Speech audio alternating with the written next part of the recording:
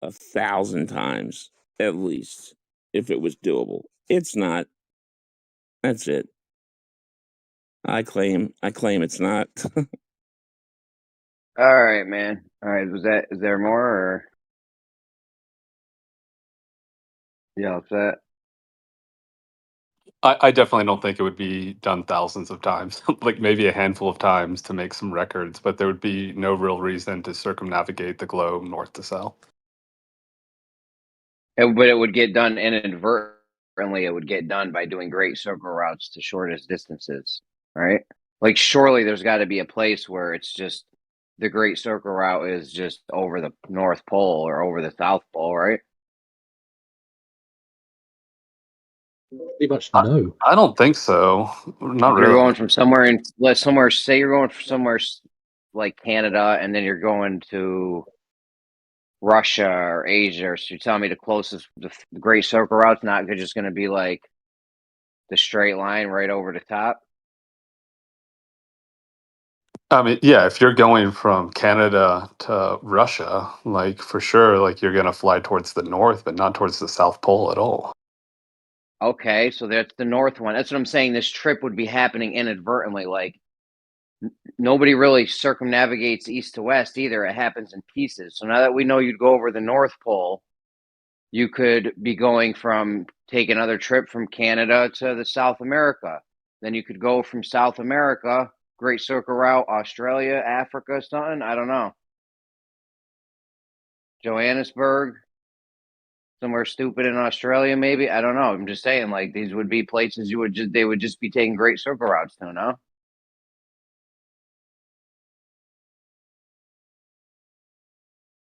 My hunch is no, but Did you flip back to the globe yet? Did you go back to the globe yet? Because the 24-hour sun? Yes, basically. You did? Oh my- no doubt. Yeah. Wait, so there's curvature now and motion? Oh my lord. There's Where no do they- motion, probably. No motion, but curvature? Oh shit. My position, like generally speaking, is that it's more likely that flat earthers are wrong about falsifying curvature than something crazy is happening that we can't even comprehend in the sky. That's my sort of broad perspective. Have you watched Flat Earth Dave's video?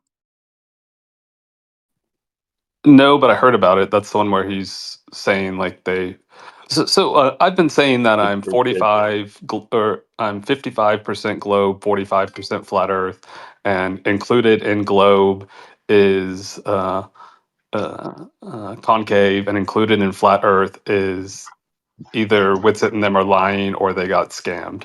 So I heard that's what Dave Weiss thinks, is they just sort of got like bamboozled.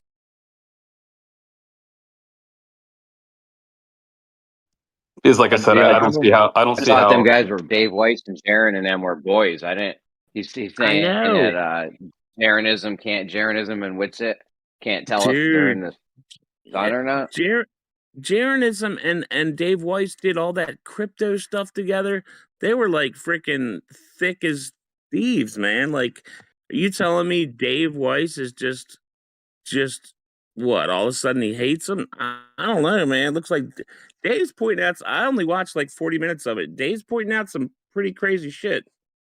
He didn't say. He said he knows them personally and stuff. I mean, he says on that thing, he talks about it. He says it like, he does say at one point, well, whatever, you can watch it. He does give a little bit of kind of. Remember they did the. But I mean, he's friends with them. I don't see any. He's not like trying to go after him. He's friends with them. But yeah, he was saying that he thought maybe that it was a whole elaborate setup of some sort. Yeah, it's sure like kind they of faked the like sun that. or something, or they were in some kind of arena thing, or they were drugged. Like, what was he saying? How'd they get scammed? Well, I don't think he really stuck to, from what I watched the whole thing. But I don't think I could give like a commentary on like exactly, but he did mention a few things like as possibilities. So I don't think he was really saying for sure, because I think even at one point he was like, well, he's like, maybe there is a 24-hour sun. Maybe there's not. Maybe there's one that's like a weak one, and then they made it stronger with some technology, which then it's like, what? I don't know that. So, because you say, what if there's a weaker one that's like a reflection? It's like a reflection, and then he talks about this like plasma ball technology where they can like shoot 2 lasers and it creates a plasma ball. And he's like, maybe they're creating a plasma ball in the sky. So I don't know. He was but he also was saying that he thought like all of the people like at Union Glacier were like in on it. It was like a whole setup like for the flat earthers. He was saying like and there's all these things that he linked together. He was saying that like when they got there was like no one else at the camp, almost like they cleared the whole camp out like for the flat earth event or whatever. And then he was saying that they were told that they had to like leave early because of a storm, but then at the same time there was a plane coming in full of people.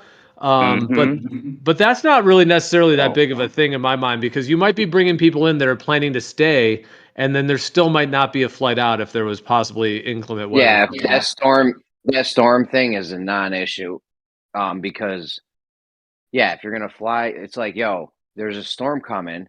If we don't do this right now, you're gonna be here until we bring the other people home.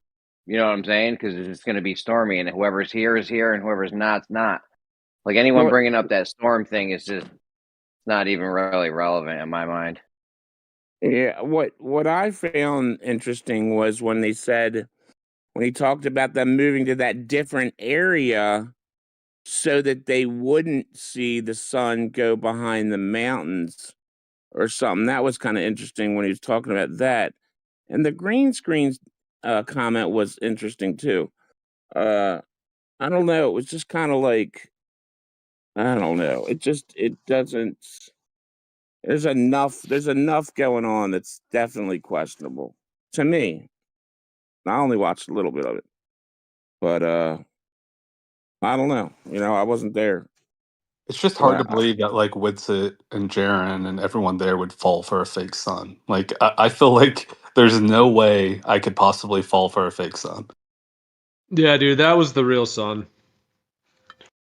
It was burning their face, toasting their eyes. They could hardly even like it. Just, dude, I've seen so much other footage too of that site.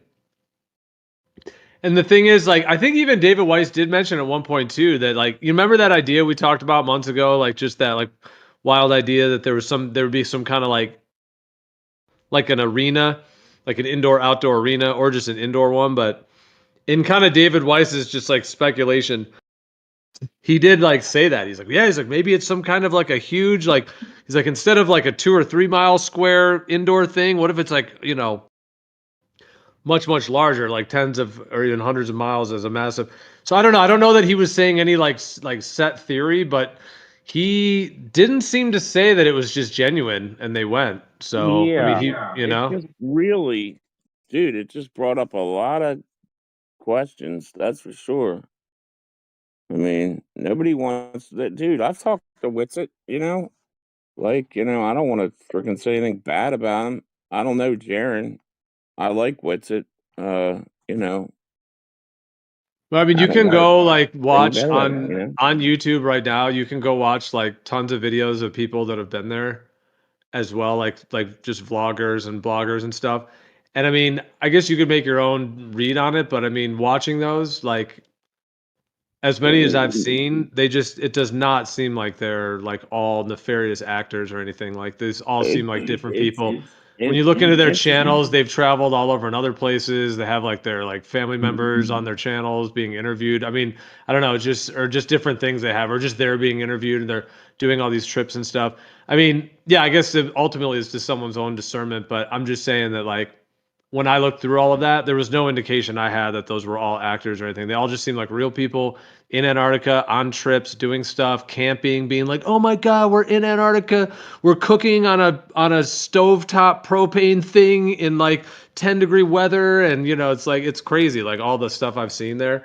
So yeah, I mean, it's just like you don't have to even, you can even just look at all of that footage too, and that was already pretty strong. Except there still wasn't really good enough footage of the actual sun there, and that's where these guys going really seems to, especially once they release more of it, we'll be able to really see. But that's probably gonna blow out of the water what was there previously. What about the talk about the no, it's usually overcast, and then like Will Duffy's like, oh, we're definitely gonna have a clear skies. Like that's kind of, I mean, it's not anything, I mean, yeah, you could just have good weather, like no big deal. I don't know, man. Like, just them clearing out the whole place just for that is is a little sus of them wanting to control everything and not have anything go. But then, hey, maybe since Will Duffy was paying for everything, maybe he wanted it that way. Maybe he didn't want a Well, I don't bunch know of, that it was cleared out. It wasn't really cleared out. It Who's was there to just that, clear? yeah, there was only one other guy on the trip, one regular dude, and then like 9 people from the TFE thing. So They there was cater only to one these other guy. groups. They cater to these groups. They just had a race. People that love to do friggin' races, whatever those people are called, runners in a race. Marathon. They had just had a Yeah. marathon there. Like they had a whole marathon. When the marathon group came, there was no one to clear out because just no one's there. They bring the marathon group in. They bring them out. They bring the flat earthers in. They bring them out. They bring the skydivers in. Like they just cater to these groups. They bring the guys doing the eclipse. You know what I'm saying? They bring these groups in and out. What was the reason for green screens? What was the reason for that? Was there any reason for that? He just left it on. He just left it on accidentally. It's not a big deal. Yeah, it The fact wasn't a that green the screen. It clouds was, cleared up is crazy to me. I don't know what you guys think of that shit, but The which part? the clouds clearing up. You've already mentioned it, so I'm not really kind of trying to get into a conversation about it. But just the fact that the clouds like the guy. all of a sudden cleared up, that's just bizarre to me. It's kind of the heavens part. That's what happens, though, right? Like it looks like there might be a storm, but then the clouds clear up. Like that's the thing that happens. Dude, it was like apparently overcast for like 2 months straight, and then it clears up for 2 days. The 2 days that they're there on the day that they arrive, and then they have to leave early because there's a storm brewing coming in, and it's going to close up the sky again. Like what the hell? Like the China Olympics, Olympics in China. Very happens to interesting. clear up. Hey, Osko, check this map out. I mean, if this makes you flip, if this made you flip the 24-hour sun in Antarctica, you had no idea what was going on beforehand. I didn't really have any idea what was going on beforehand. I've always been a self-proclaimed worst flat earther ever. Yeah, but can you really like say that you think there's curvature though from everything you've seen? I mean, I know that there's different arguments that are made, different claims, different things, but I don't know what you have or haven't seen, or if you've all gone out and done any things in the world, as like in the real world as well with it. But I mean, if you've even gotten to the point to where well, that's the thing. I guess have you always just kind of been on the fence to a degree about it, or like yeah. I've never done any tests myself, and like my sort of general position is that like I don't think I would be able to discern whether or not like I can accurately measure it or not personally, just because it's over my head. But no, I don't. Based off of everything I've seen, I don't think that we have measurements of curvature. But like my position is just that it's more likely that flat earthers are wrong when they think they falsified curvature than any of the explanations I've heard thus far for the Dude, 24 hours. it's more likely, right, that the political power and bureaucratic power infrastructure would try to deceive us. That's the most likely, in my opinion. And it would stand to reason then that they would manipulate the reality as well.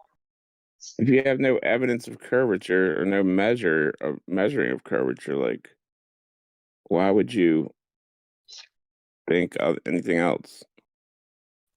Well, just because the explanations that I've heard personally, again, I'm the worst flat earther ever. So, like, I wouldn't ever try to convince anyone of my position. But, like, when I hear people talk about, like, 5 suns in the sky or something like that, or a Pac-Man situation, to me, that's just, well, less likely than, like, we were just wrong about falsifying curvature. But that's just my opinion.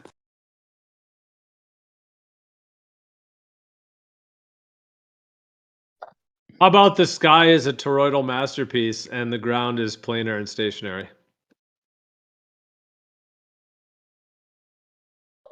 Yeah, dude. If there's a couple, if there's like more than one firmament and shit shining through two, or even if it's not, like, everybody knows like what you're seeing is not the real source. You're seeing an apparent, like, Yeah, I agree. It seems like everything in the sky, at the very least, gives us the illusion that we live on a ball. And that's just my like uneducated opinion on it, but it's like I think it would actually be pretty cool like if we lived like on a geocentric stationary ball. Like I think that would be completely fine by me. I mean, You know look, how man, water I don't know if this behaves. is true. I don't know if this is true or not, but my opinion at the moment is there's something at the center that's doing a little dance. It's spinning round and round, and then it's projected up, and then it projects back down. And what you're observing in the sky is a three-dimensional play projected upon a two-dimensional field or sort of membrane, you might say. And then that fixes everything. That's why they can translate it into a 3D ball and say that we live on a ball, because the sky is like doing that translation already. But yeah, you observe things in a, your whole little personal dome. It's your own little personal pan pizza dome. Like, yeah. I mean, I think that's where a lot of it got, I don't know, maybe that's where they got their little ideas. I don't know. Or one guy just said, man, we can sell a lot of stuff if we talk people into thinking that there's less of everything that we sell.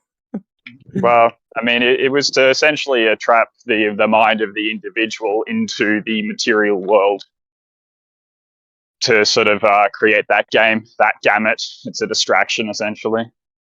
But that's just my opinion. Whatever this place is, it seems to be a test for the soul. Yeah, that's the Cartesian materialistic, and that whole Newtonian Cartesian system is basically what runs like all of the modern philosophy in terms of like even in medicine as well. Faux show. They even created little bugs and said that that's what makes everyone ill. Who knows about that, though? I don't really want to get into that conversation right now.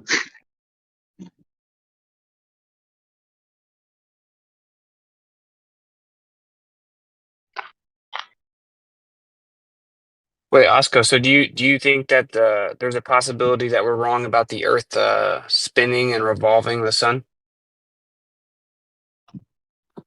Yeah, I mean, my sort of best guess now, and it's just a very basic best guess, is that we live on a stationary ball. Okay, but so you think that it's possible though that it's moving? I do think it's possible, although I think it's very unlikely. I mean, that's kind of like I think I Okay. just think a little bit different than most people in that, like, I don't think I know stuff absolutely, and I know that people like get triggered by that, but I just like sort of operate on like probabilistic and like what makes sense to me, and I know that like the universe or Earth or like existence doesn't have to make sense to me, but that's just the way I conceptualize stuff. Yeah, but okay, so the point I was making there is it's like if the Earth is stationary, then there's all because like this idea that well, it's just more likely that it actually is what we were told and we're just wrong about curvature measurements. Well, like if the Earth is stationary, that already means that there is like a pretty massive deception. And, one could say that, oh, maybe it's just unintentional, but it's not. If you actually look into the history of it, it was very, very difficult to put together this idea that the Earth was moving. It was the much more complicated route. It required lots of random reified concepts and a lot of suppression, a lot of omission, like a lot of censorship of different material and evidence.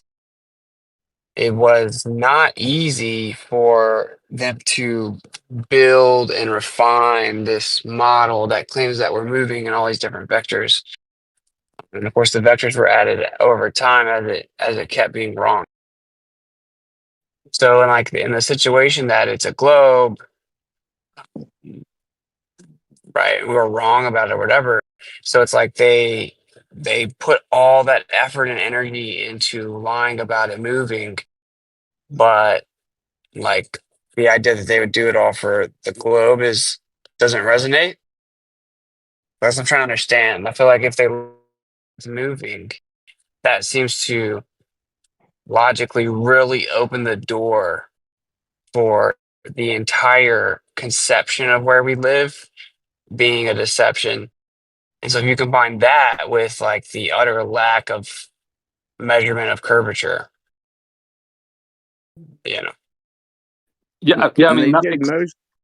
They did most of the scheming and scamming. When there wasn't a lot of people reading, there wasn't a lot of there wasn't all this internet stuff. It was all very little books going around and stuff.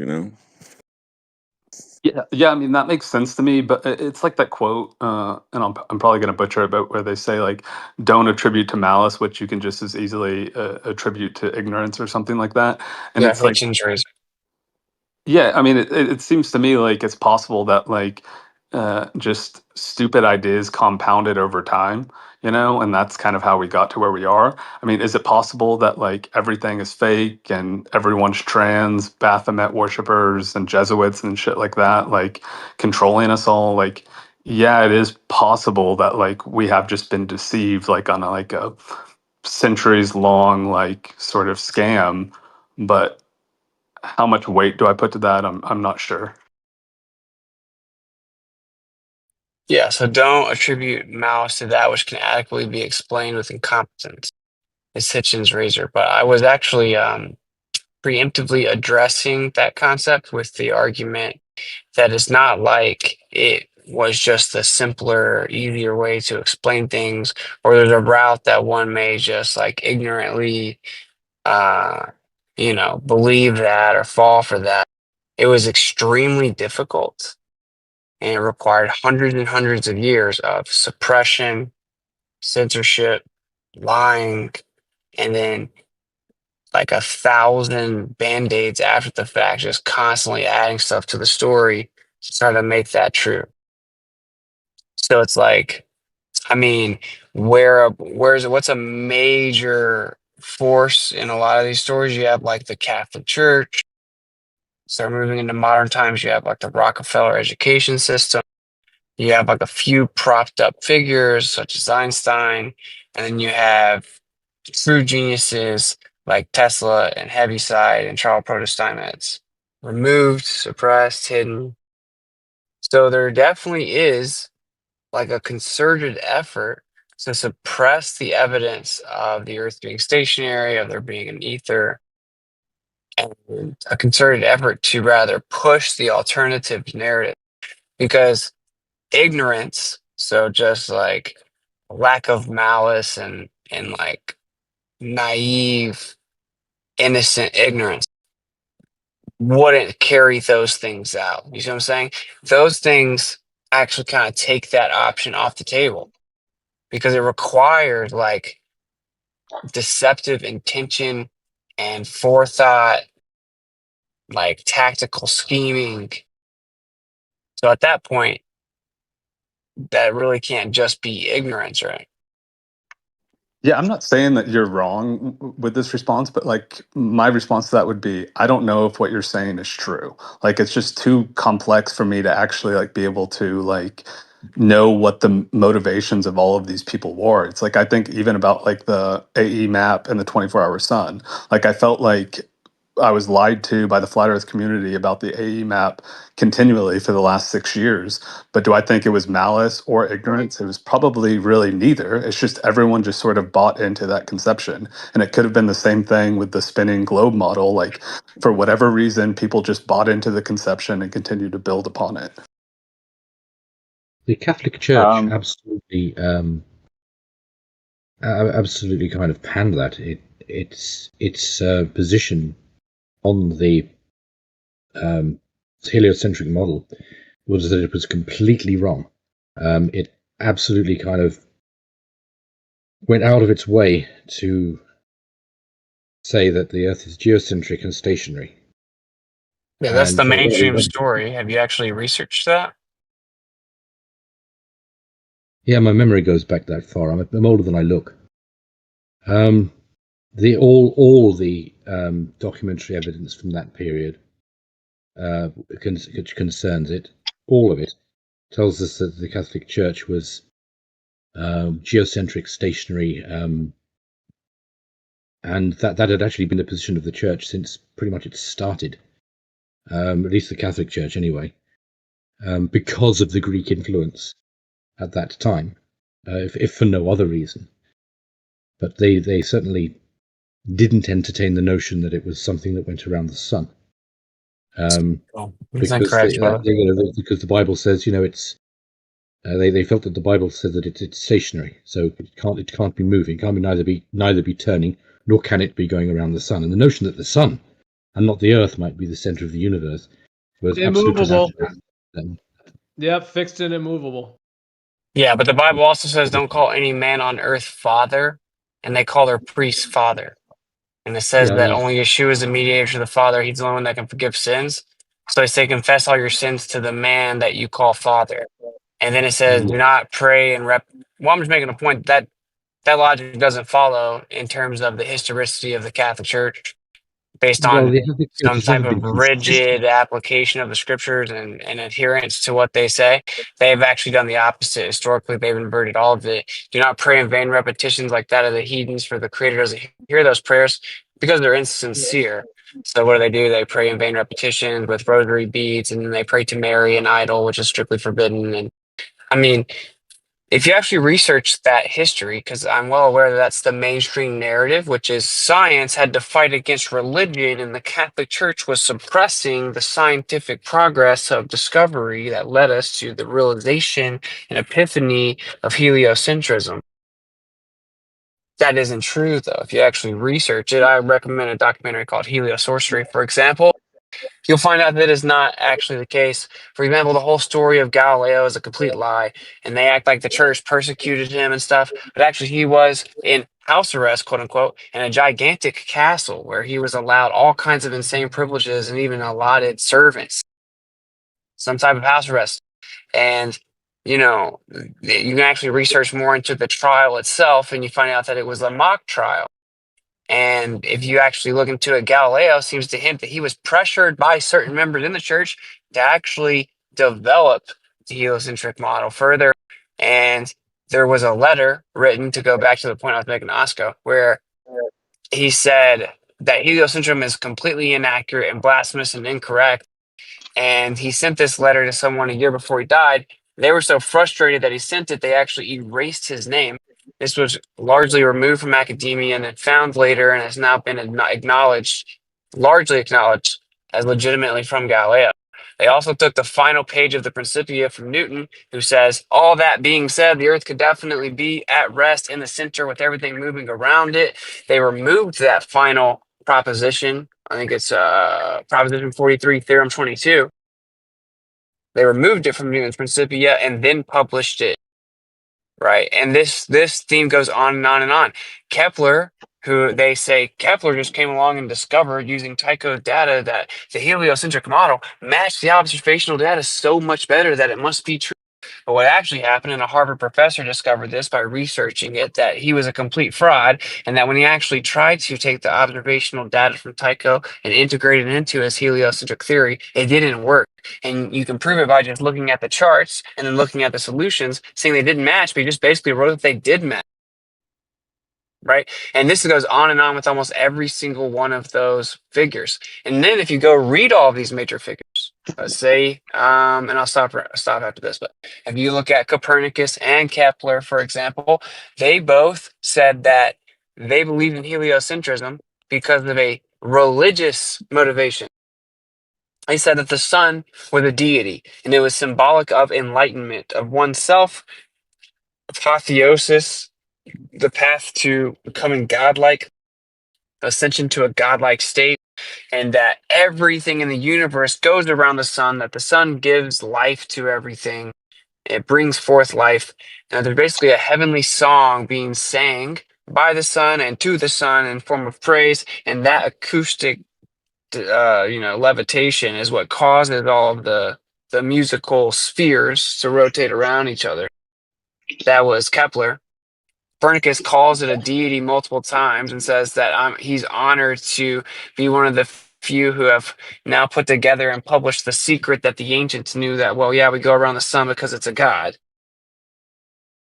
So this idea that it was religion versus science, and the Catholic Church was just stifling science is absolutely a lie in many different ways. It was religion that forced the belief of heliocentrism. It was an occultic religious belief.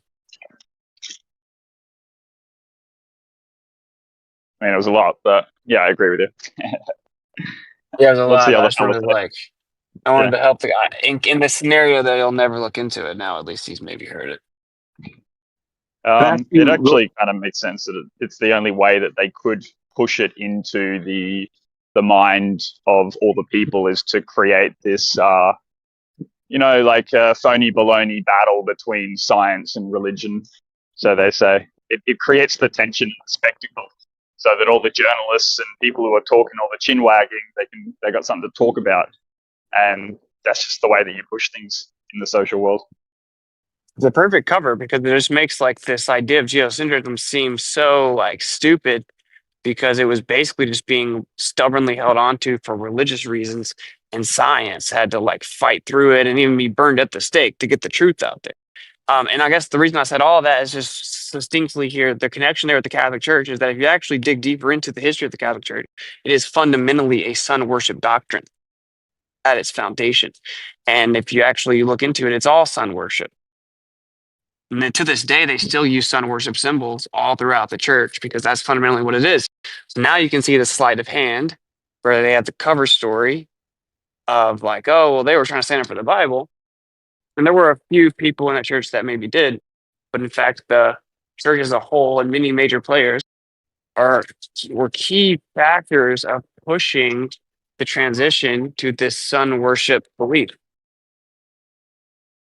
but is now considered largely primitive and retarded because the sun is no longer even claimed to be the center of the universe. Yeah.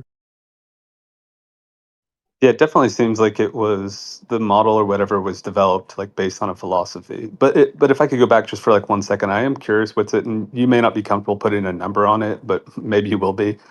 What is your confidence level that we have falsified curvature? So, like, would you be comfortable putting a number on how confident you are that there is no curvature, therefore we don't live on a ball? Yeah, like a solid 9 out of 10.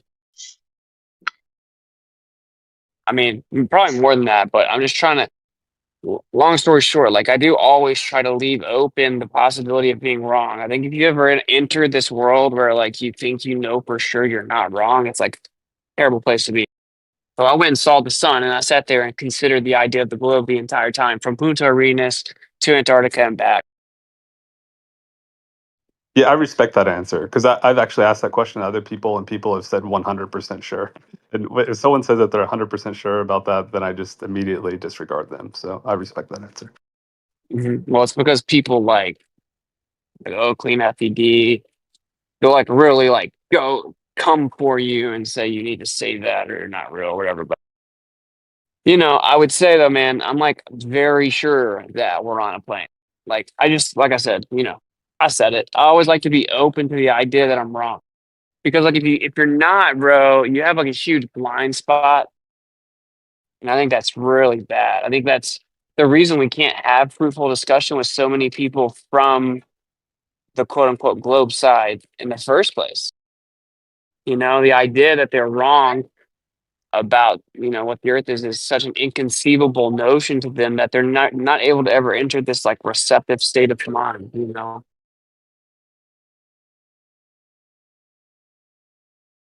But yeah. Yeah, it seems to me like either the ground is deceiving us or the sky is deceiving us. Tora put it in chat one day, bendy water or bendy light, pick your poison. And that does sort of seem like how the situation that we're in right now. Yeah, I mean, bendy light, maybe not so much literally, but yeah. But what's funny is yeah, I mean the Masons would tell you that the answer is that the Earth's a plane, the sky's a sphere, and you have to use the compass toward the sky. because of that. You have to use the square for the ground and the plane. So certainly not a new notion. I think the evidence is pretty clear which one it is actually, because um we don't see in straight lines. We see with like a curved visual space, because like when we look at railroad tracks, they're parallel. So if we're actually seeing in Euclidean straight lines, straight Euclidean geometry, then those actual physical straight lines would continue to look physically straight and never converge, but they appear to converge. And when we look at crepuscular rays, we can look over, follow the crepuscular rays up over our head and look back down the other way, and then it'll look like there are crepuscular rays converging on the opposite horizon, like 180 degrees. So if I stare straight ahead, I'll see crepuscular rays, like the sun is going below the horizon, and there are rays coming out, diverging out from it. And if I turn around 180 degrees, I'll see the same exact thing. Like, how does that work? Because the sun is setting in the west, obviously.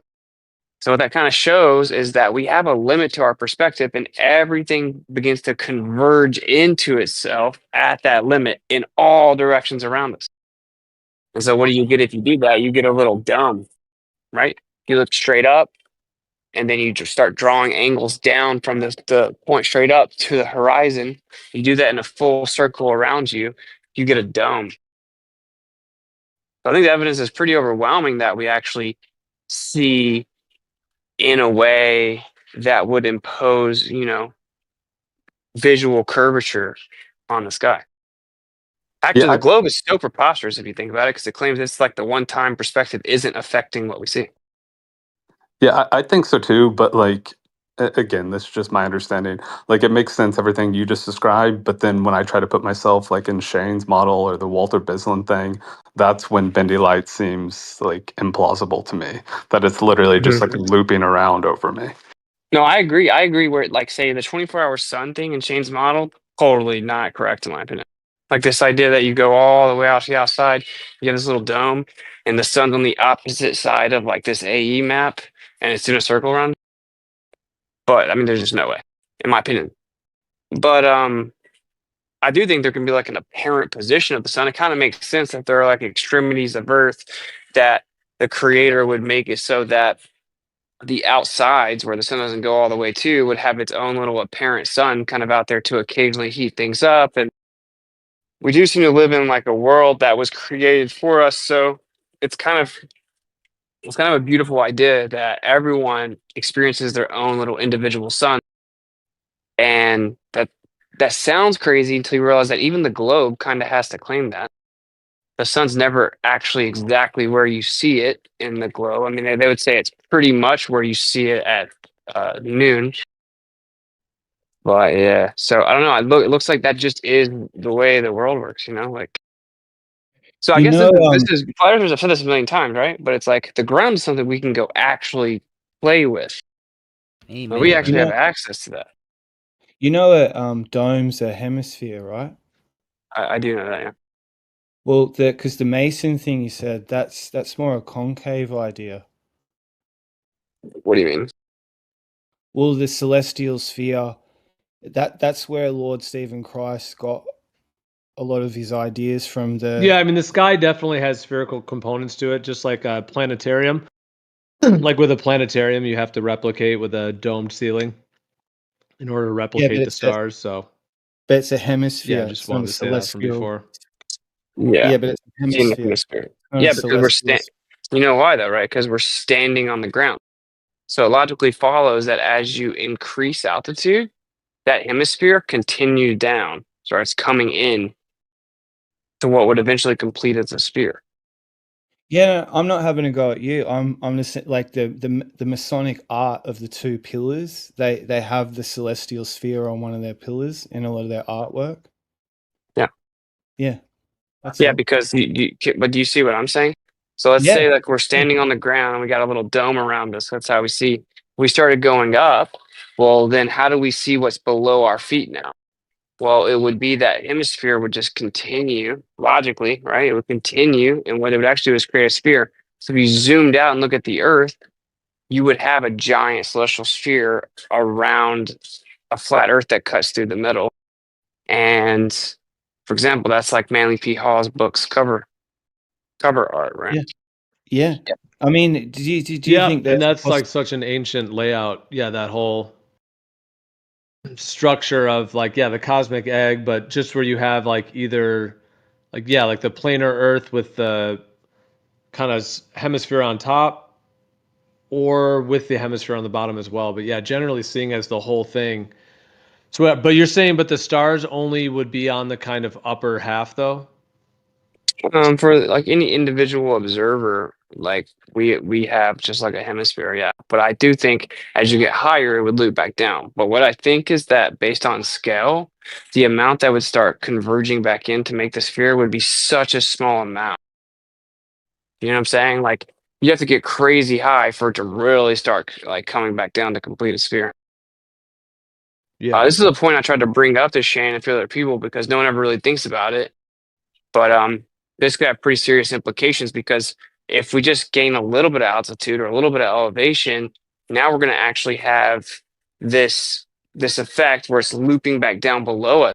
Now, this is going to cause like a kind of compression, converging inward in our vision,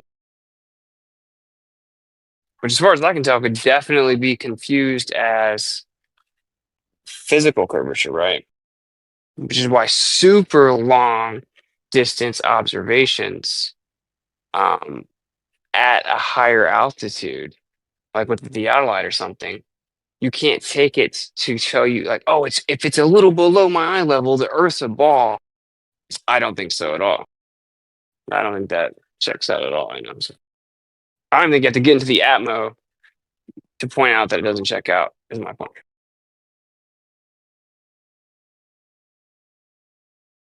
But yeah. Yeah. I mean, Yeah. that's why we should keep it pretty simple here, man. Like the sky. Okay, like let's think about it. This place was created, and it really was. Like you don't even need flat Earth or anything to know that it's created. There's basic logic tells you it was created. You know, like if energy and matter cannot be created nor destroyed, and entropy increases, like systems are always trying to find equilibrium. They're using energy while they do that. So the amount of usable energy is always slowly decreasing. Then that means the amount of usable energy in the universe is decreasing, which means it had to have a starting point. And if it had a starting point, then what came before it. And if it had a starting point, so if matter cannot be created or destroyed, then it's like, okay, option A is it something supernatural that's like outside of that natural law did create it, or option B is it was just always here. But when we go back to the other point, which is that, well, usable energy is decreasing, so it has a starting point, it couldn't have always been here. So, and that's just one of like a million ways that we can know there's a creator. And the point is, like, if there is a creator, let's think about this logically. If there's a place that we live, like we live on the terrain, this is where we inhabit, we go around, we build things, etc. We have direct access and domain over that place.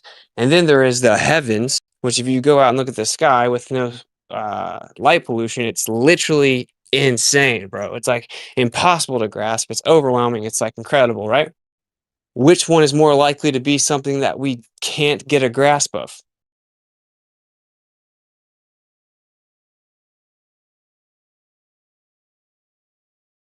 So hopefully that makes sense. Yeah. It's inescapable. You come to a point, if you follow this through, you can't escape a creator. But what the creator actually is the question. Yeah, of course. Just Well, one. I usually stay away from that unless someone's asking. I always say, I would tell you, go ask the creator who he is, and ask the creator if he's real to show himself to you, to show you that he's real, and be sincere when you do it. And you may be surprised what happens.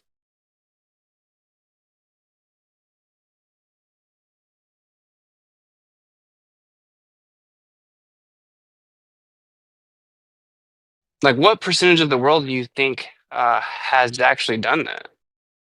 truly had this like humbled moment where they go in private and sincerely tell the creator, look, if you're real, say if the creator of the scriptures is real, if that's really who you are, like let me know. This place is super confusing. There's all kinds of religions. People suck. The religions suck. They're always trying to judge. They're always trying to confuse me. They're trying to control me.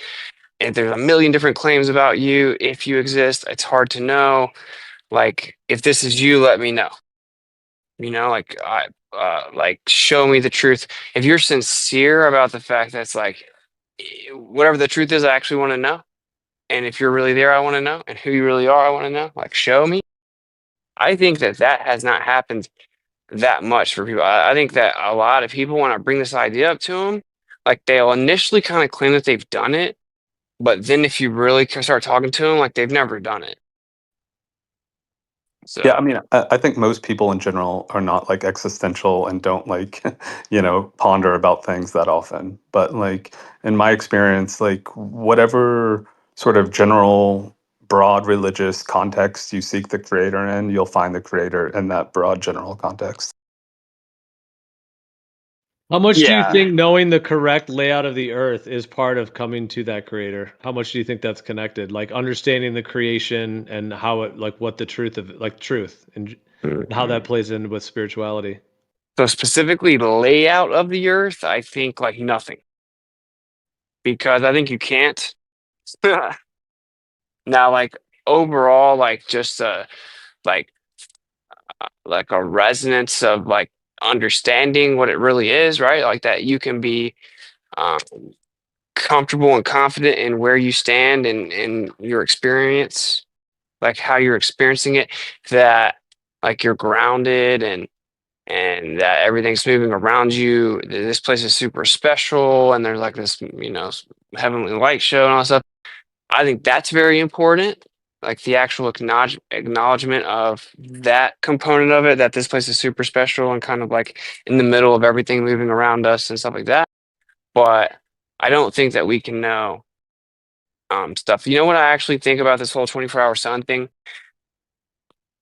I prayed quite a few times about it. And I'm just like, if you want me to go, I'll go. If you don't want me to go, just give me a sign, show me I shouldn't go, make the trip not happen, whatever. And I started to realize pretty quickly, like he did actually want me to go, despite me feeling, actually kind of knowing that Duffy was playing both sides and being deceptive and stuff intuitively when I first saw him and all this stuff. I knew I was supposed to go. It's very interesting because then Jaron told me, and I didn't even know this. He may have said it on a stream, but once we were there, he told me he's only heard like a voice kind of inside of him that he associates with the creator, like 3 times, like audibly kind of say something. And this was one of those 3 times in his whole life. And it was go see. So it's pretty interesting. We both had that kind of like alignment.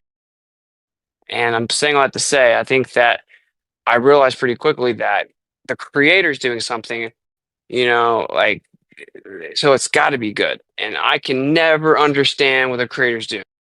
Like in the moment, I always think that I know better. I think something doesn't make sense. And then in retrospect, I always realize like, oh my gosh, how did I not see that? Or wow, I was missing like this and this and this piece of information, which changes everything. It's like the way my whole life has always been. It took me a long time to finally just get to where I just accept it in the moment and I get kind of excited because eventually I'll find out what's going on. Okay, so I feel like that about this on like a super deep way. Like super deep way. Like I'm telling you, in my opinion, I'm like as confident as I possibly could be that the creator is doing something right now in terms of this discussion, in terms of that trip, in terms of revelation. And I think it's very cool.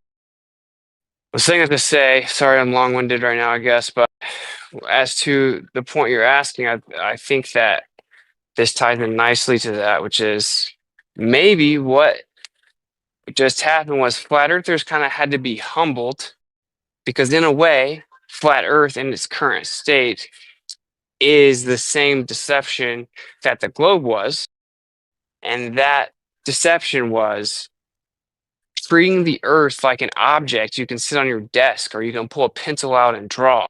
It intrinsically undermines like the magnitude of creation, and for us to be given this little, like, pun not intended, but this little idea of Earth balled up, and given to us.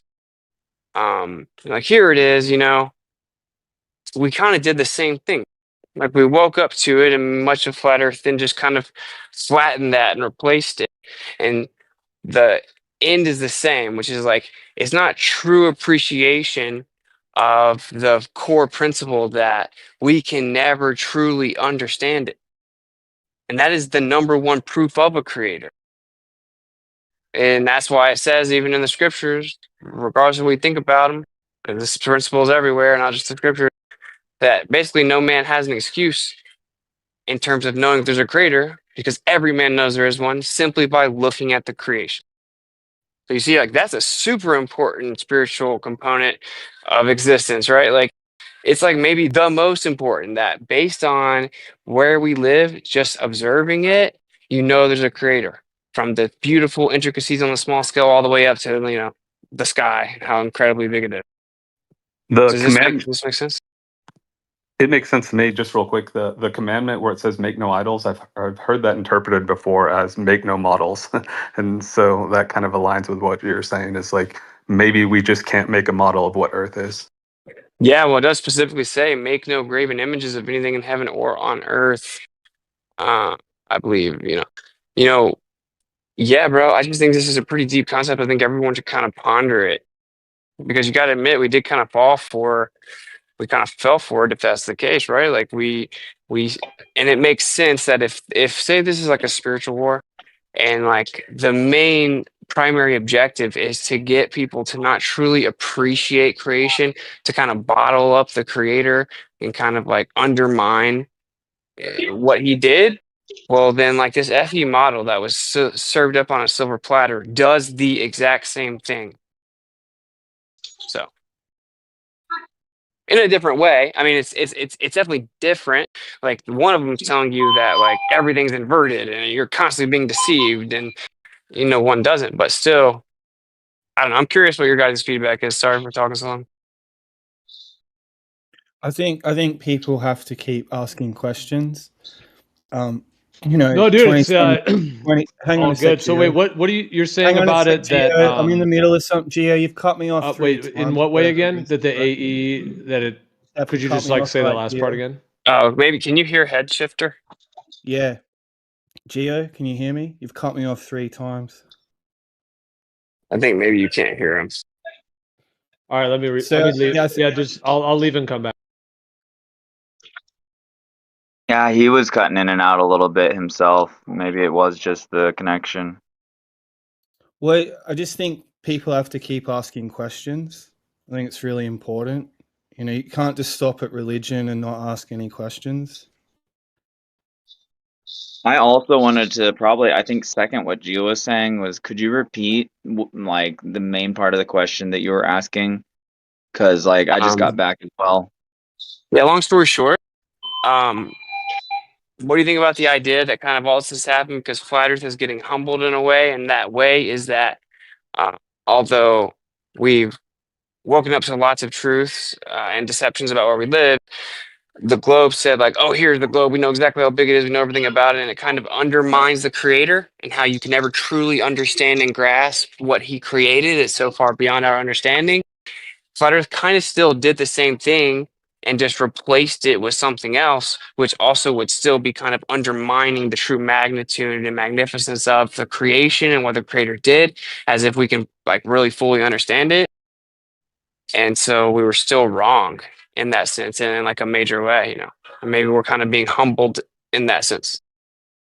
So is that telling us maybe we shouldn't be searching?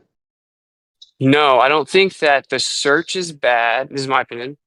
I think it's actually like clearly he built that into us, right? But I think that like definitive claims about what something is in entirety, or maybe simply put, objectifying the earth as if it's an object that we can like fully describe, or we'll know the dimensions. I think maybe that in and of itself is like kind of a slap in the face to the creator in a way. It's kind of like a very haughty thing to do. Yeah, that's Well, why I asked, because I always kind of felt that way. Like I always kind of felt like maybe we are trying to find out something that maybe we can't know or shouldn't try to know when we put all these things together. It's just something I've wrestled with before, so I was just wondering your opinion on it. Well, one thing real quick, I would say like we may never know the extent, but we can check out where we have access to, right? And measure and like all of this stuff. So in terms of that, we could know a lot. Like, I mean, I would say like the governmental systems, like the high level of the military, they must have all the layout of the land. They know the right map. They use it all the time they have to monitor the whole realm. Seems like with all their military stuff through the United Nations, at least the whole realm we know about, like these continents, like all these continents and all the waters are all monitored by them. So they know all this layout. But yeah, like the extents, that's another story. Yeah.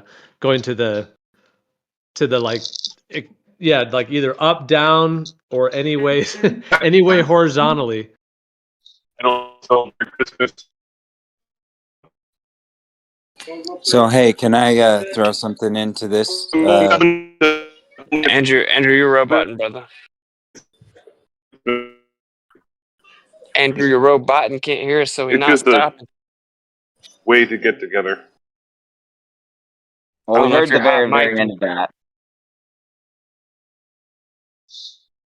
We heard the very end. The rest you were roboting. You said, "Way to get together." No. Oh, he's hot I micing. think he's hot micing.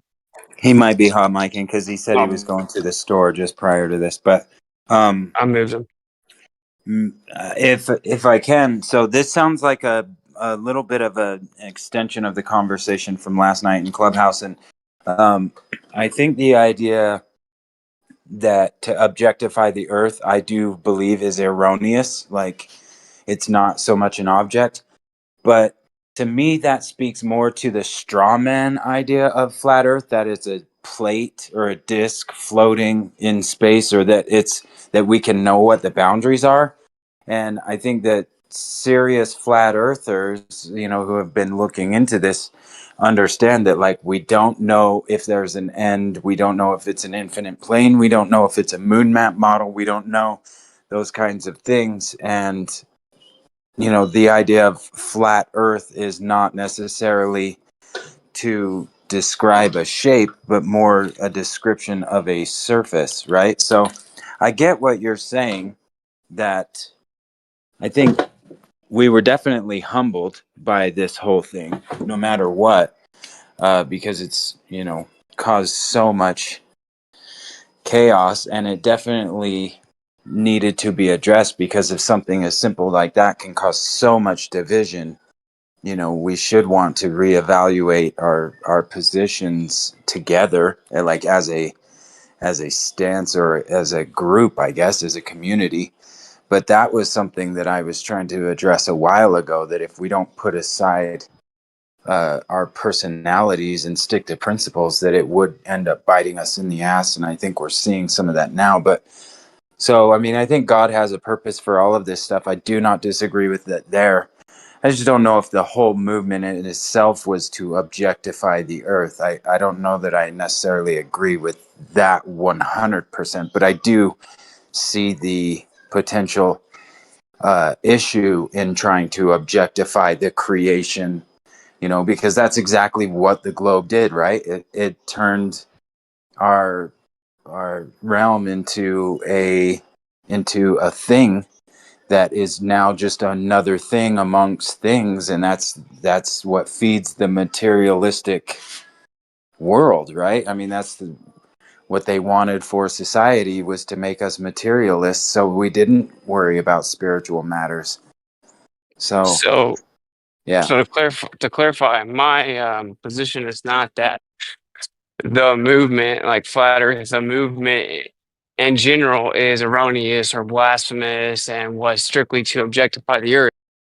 But I am having a bit of a personal realization where so we did kind of have this conversation last night in Clubhouse with XO, but I did a presentation for Sean Griffin's like virtual summit thing a couple years ago, and I covered this topic. And so I've always kind of felt that way. That's why I coined the phrase falsification is independent of replacement, right? To elucidate the point that we don't have to replace it. So I had to switch off Wi-Fi. And specifically that we couldn't. So I never internalized that model. I just didn't. I always thought there's no way that that could be all there is, or it's as simple as that. But I realized, though, that I actually still hold responsibility in that having occurred, because oftentimes I would defend that model, because when I felt like it was erroneously under attack, well, I would point it out, but I wouldn't do it in a clear enough way as to distinguish that, although I don't think that's the case, like your claim falsifications are incorrect, I would just call out the fallacious nature or whatever, right? So they'd be like, oh, well, sunrise and sunset angles don't work past the equator. And I'd be like, well, yeah, but if you look at this, we have crepuscular and crepuscular rays, we have a personal vision dome. And if you look at a little dome and move the light to the right, it'll look like the sun setting to the left, just like we see. So what a coincidence or whatever. I would defend it. And I can see now that would have very likely to someone that was watching, maybe led them into internalizing it. And I guess long story short, I do agree with XO on this. Maybe not his abrasive approach or even many of the things he says, to be honest, but I definitely agree that I think that we are conflating the land, the physical earth, the land, with the entirety of the realm, and we're calling it earth. And I think actually the land that we inhabit is but a little drop in the bucket. It's a little fraction. And really, there is an immense amount of water everywhere. And I mean, it's acknowledged that we don't actually know how deep the oceans are and stuff, right? Yeah, I would agree to that 100%. And I totally get that. I appreciate that you said all that, because that really did clarify it a lot, because I think specifically with maybe even the AE model itself, when you start to attach your beliefs and ideas onto that, I could see why it would be just like the whole globe deception, because you're basically just taking another thing that they fed you that was, based off the globe anyway. So I get it. I'm glad this discussion is being had, actually, because it does need to be addressed for sure. Emma, can I ask you something about your icon? Like that's Osho, yeah? Yeah. So Rajneesh, like, because people don't like people challenging Jesus, but just let's imagine it's Jesus, like Osho, right? So you've got like this guru or spiritual teacher, and he creates a cult, right? And then he has followers, and people follow him and his teachings, right? Just on the surface, being objective, not being judgmental, being objective, like just investigating what it is and what it stands for. And you can apply this to any religion. So the objective inquiry demands honesty, unwavering. And what you find is what you find. And you have to be honest enough to accept the evidence that comes forward. And that's what's happening. It's 2025 will be 10 years of an investigation into the shape of the earth. But it's not just about the shape of the earth. It's about who we are, our ideas about life, how we coexist with each other. It calls much into question. And a lot of people get nervous about that stuff because it's their own subjectivity. Their bias gets called into question. Everyone has a bias. But the more honest people can be, that's where the liberation of the species is going to emerge. It's known. This has become clear. But people teeter on the edge of that, because the last thing I say is the blasphemy sometimes is to question the sacred texts. And it's not to dismiss them, but it's to investigate them and what's actually being said to us from spirit, from on high. And really the call is for us to be better people, to have regard for each other, to listen to each other, to treat each other with respect. They're the real teachings. But anyway, yeah, sure. So you said a lot there, but I will try to sum it up quickly. Yeah, Osho's my icon because it says people are retarded, and he's a person. He's also known as the Cadillac Guru, which he made a bunch of money, and he used to wear these big fancy watches, and yeah, he would speak spiritual. He taught a lot of spiritual things, and then he had his compound up in Oregon. The whole thing's actually quite funny. He used to say, "I thank God that there is no God." It's just the irony of it, and I think it's funny. That's the whole reason I picked it. But as to everything what you said before and what Witsit was saying before, I think one of the most humbling things about the 24-hour sun, this whole thing being addressed, and the humbling aspect of this is that maybe God's trying to teach us the lesson of not to hold on to identities or ideas about who we think we are just so tightly, because just when we think we might know what we are, we're going to be asked to grow. And I think that that's what this whole 24-hour sun is calling us all to do, is to grow and to not to quit searching. Because after 10 years of this, after how long have we been regurgitating the same conversations over and over? And I get why we were, because we continue to have new people come and inquire, right? But there wasn't a whole lot of headway into what was actually still really going on. And what's really going on is just right now, it's here, you and I, and we're here now, and God only lives right now. So I don't know if that's a good response to everything that you said, but yeah, I'm glad the conversation is being had about objectifying where we live. If I can just put a full stop, I really resonate with the growth aspect, and I'm very. I've heard people say different things about Witsit. That where I've got to give him credence and respect is that he physically actually went to a desolate location. A lot of people would like to go there, but he actually went there, and that's the major significance of the event for me personally. And he had to stand there with the ballers gloating and all that sort of stuff. And it is all about growth and not being triggered. And in the face of all, there's so much ridicule in this subject. It's really disgusting spiritually as well. And that's what it requires some real strength and intelligence to be able to navigate a globe cult that doesn't want to budge and thinks it's right and doesn't want to be examined. It doesn't want to be questioned and all that stuff. So just everyone needs to acknowledge themselves and their own journey, and it is about growth. I totally resonate with that. It's really important to realize that. Do you really think we all have biases, though? 100%. Yeah. I don't know, man. I don't know if it's me, like, not thinking it through all the way, but when it comes to the nature of where we live, I really, truly believe I don't have any biases. Oh, yeah. I just meant personal biases, like that you might like chocolate more than you do another flavor. I was meaning more personal bias, your own subjectivity, whereas the objective inquiry is meant to, it's meant to remove a lot of that stuff. That's what the people who sort of started that were trying to do, in objectivity, not objectification or objectifying things or matter. It's more that you're being as honest as you can be.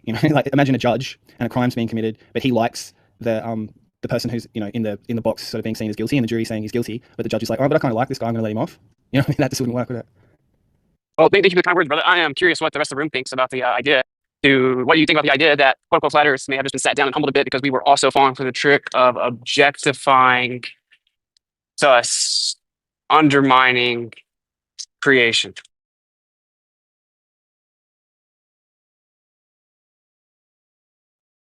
Robot tonight, man. I hadn't thought about it that much, but I do think Flat Earth was humbled, but I'm going to be annoyed if Exo was right all along, just because he's so... Why were we humbled though? Well, I mean, I'll just repeat it. So the globe model tells you, like, here's where you live. They use the word earth, which is technically like land, dirt, earth, but they use that word for this idea of the entirety of where we reside or where we live. And they made it a certain size, and they gave you a little picture, and they gave you a little toy, and they said, this is where you live.